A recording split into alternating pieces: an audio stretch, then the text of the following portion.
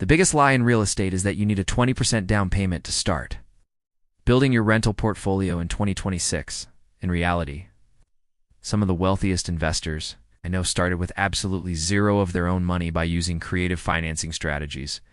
The first hack is the seller carryback, where the seller acts as the bank and allows you to pay them monthly instead of bringing a massive check to the closing table.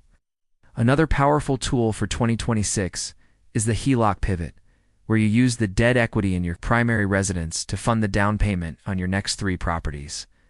If you are a veteran, you can use your VA loan to buy a 4-unit property with 0 down and live in 1 unit while the tenants pay for everything. You can also look into private money partners who provide the capital while you provide the expertise and the sweat equity to manage the deal. In a market where sellers are getting desperate, we are seeing a massive rise in Subject to deals where you simply take over the seller's existing Lorate mortgage. Stop letting a lack of savings stop your progress, and let's look at the creative loan products that allow you to grow your wealth using other people's money.